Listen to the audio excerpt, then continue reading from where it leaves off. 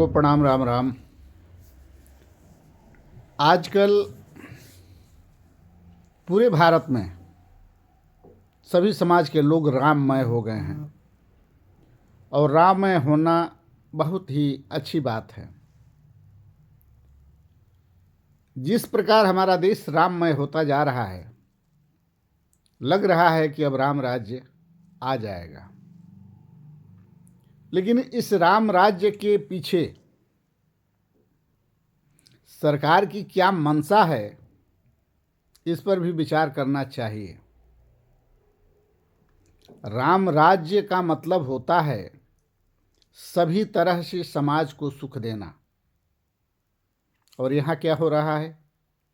प्रभु के नाम पर अपने जेब भरे जा रहे हैं, अपने पद प्रतिष्ठा बढ़ाए जा रहे हैं और अपनी कुर्सी बचाई जा रही है। कुछ हमारे विरोधाभासी लोग शुरू से पैदा हुए हैं, आज भी पैदा हैं, जो हमारे शास्त्रों का गलत अर्थ निकालते हैं और उसे समाज में परोसने का काम करते हैं। जैसे कि एक कोई दलित समाज के बोध जी हैं, जो ब्रह्मा जी के मुंह से ब्राह्मण, ब्रह्मा जी के हाथ से क्षत्रिय, ब्रह्मा जी के पेट से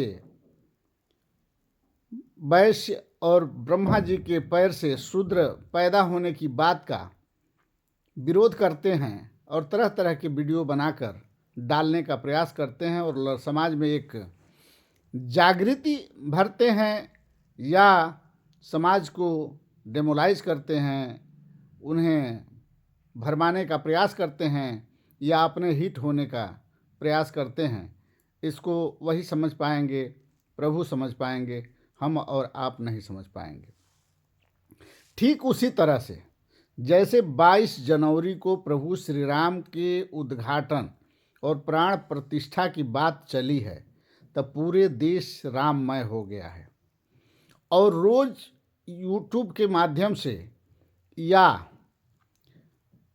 आईटी सेल के माध्यम से ऐसे ऐसे प्रमाण परोसे जा रहे हैं समाज के बीच में कि उसे देखने के बाद एक बार लोग सोचने के लिए विवश हो जा रहे हैं कि क्या ऐसा भी कलयुग में हो सकता है?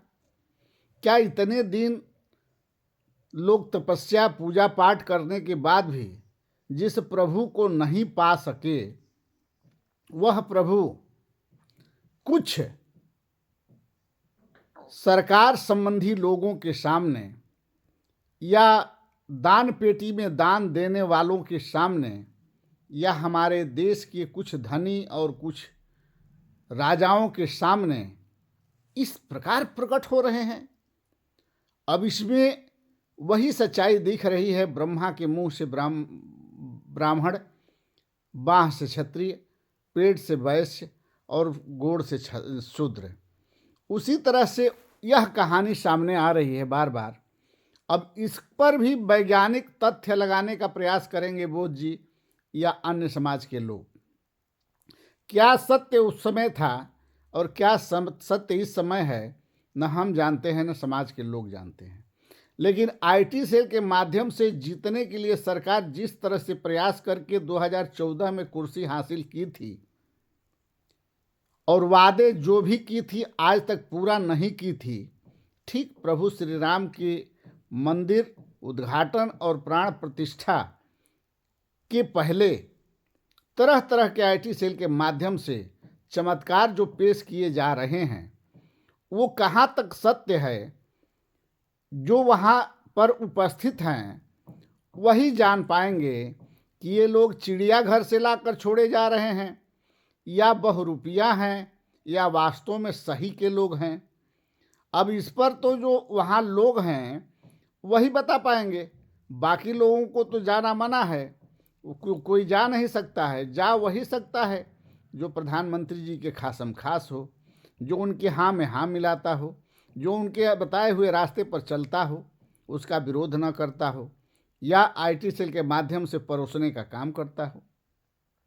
आप लोगों ने सुना था या सुना होगा कि एकाएक जटायु मतलब गीध के वंशज अयोध्या में मंडराने लगे। आईटी सेल के माध्यम से समाज के बीच में परोसा गया और बहुत हाईलाइट हुआ। लोग बड़े खुश हुए, जहाँ थे वहीं से पैदल चलना चालू कर दिए। कोई 700 किलोमीटर से, कोई 7000 किलोमीटर से, कोई 500 किलोमीटर से अयोध्या जाने की एक होड़ लग गई। तब तक तुरंत चमत्कार हुआ कि वहाँ पर भालुओं का झुंड आ गया। और किस रास्ते आया, कब आया, कहाँ से आया और कहाँ गया, अभी इसका कुछ उजागर नहीं हुआ। लेकिन इतना हुआ कि भालुओं का झुंड आ गया। तो प्रभु से मिलने के लिए भालुओं का झुंड आ गया। हमारे गिद्ध समाज के लोग आ गए। फिर पता चला कि एकाएक लक्ष्मण जी के जो वंशज हैं सर्प, वो एकाएक आप आ गए। उसकी चर्चा कुछ दिन तक चली। पहले गिद्धों की चली, फिर भालुओं की चली और जय जयकारा हो रहा है। फिर उसके बाद सर्पों की चली। उसके बाद फिर पानी के ऊपर भक्त एक लड़की को चलते हुए वायरल वीडियो लोगों के बीच में पहुंचा कि भगवान की भक्त हैं, प्रभु से मिलने के लिए कहीं और से आई हैं और पानी पर चल रही हैं। वो अभी बंद ही होने वाला था, तब तक एक और सबके सामने चमत्कार परोसा गया कि प्रभु को चाहने वाले, प्रभु को इंतजार करने वाले अश्वत्थामा एकाएक प्रकट हो गए। अब वो अभी हाईलाइट हो ही रहा था, तब तक फिर एक आज आईटी सेल के माध्यम से लोगों के बीच में भेजा गया कि आज खाटू श्याम धरती फाड़ कर निकल गए। हम वहाँ के लोगों से पूछना चाहते हैं, जो लोग वहाँ पहुँचे हैं, वो चाहे प्रधानमंत्री जी के गण हों, चाहे मुख्यमंत्री जी के गण हों, जो लोग ही हों, इसमें सत्यता क्या है वही लोग बता सकते हैं।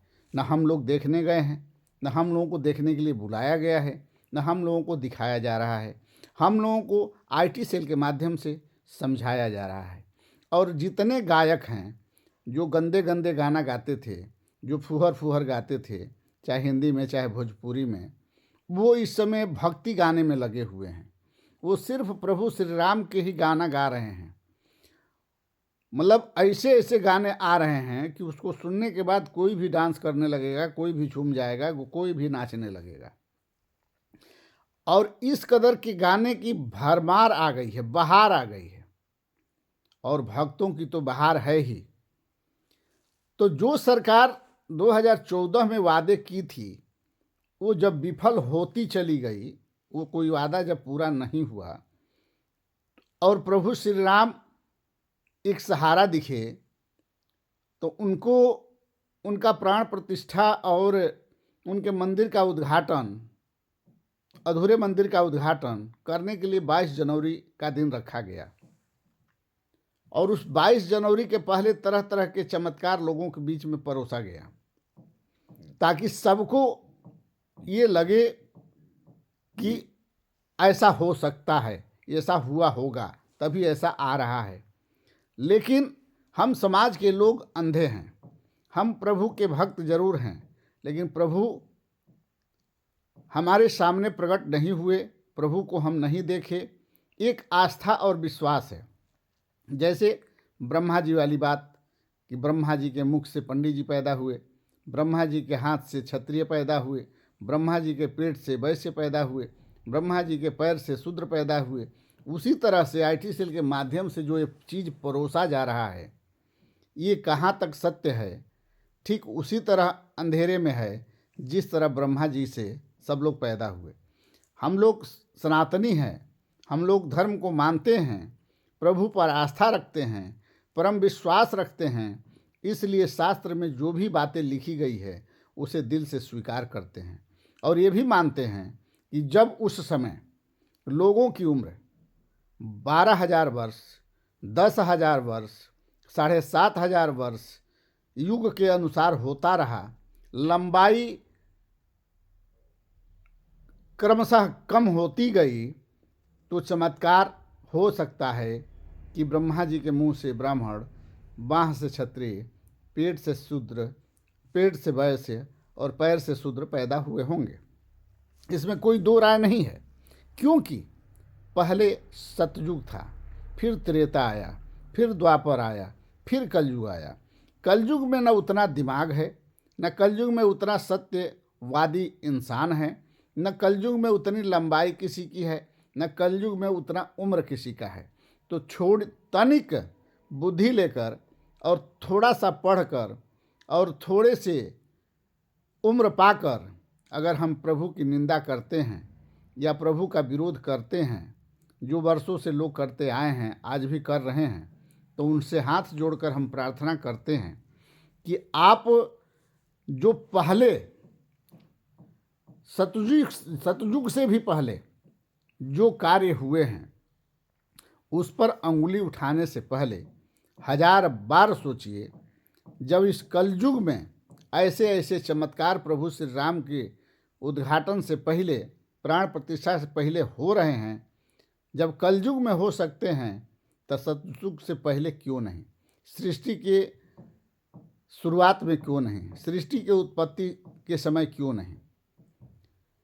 इस सब बात को हम इसलिए सबके बीच में रखना चाह रहे हैं कि कुछ बौद्ध जी लोग हैं, जो बौद्ध जी के गण हैं, जो बौद्ध जी को मानते हैं। उस बौद्ध जी को, जिस बौद्ध जी ने प्रभु श्री राम को भी माना, राजा हरिश्चंद्र को भी माना, कृष्ण को भी माना, उनको मानने वाले इन्हीं लोगों पर, उनके पूजनियों पर, उनके शुभचिंतकों पर, उनके खानदान पर और उनके अनुयायियों पर जो ब्लेम लगाने का प्रयास कर रहे हैं, उनसे निवेदन है कि आप पहले बौद्ध धर्म को छोड़ दीजिए, पहले कबीरपंथी बनना बंद कीजिए, रहीम के भक्त बनना बंद कर दिए, क्योंकि आप लोग जानते हैं कि उसी प्रभु श्री राम को भजकर कबीर कबीर हो गए, अमर हो गए।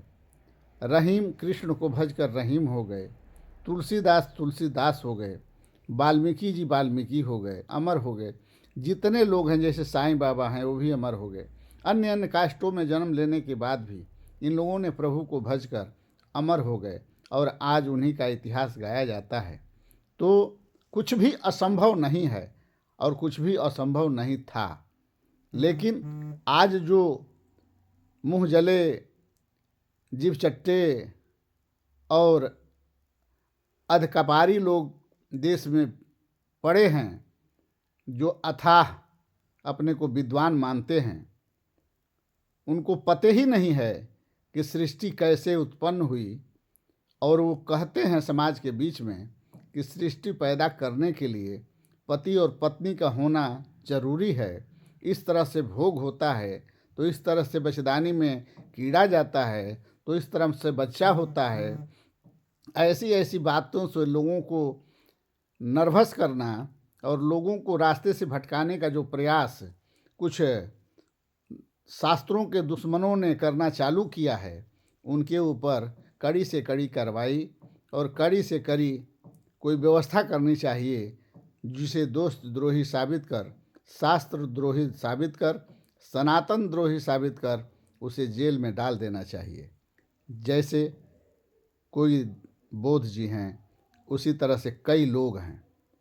सरकार से निवेदन है कि इस पर, इन लोगों पर अंकुश लगाएं और इनके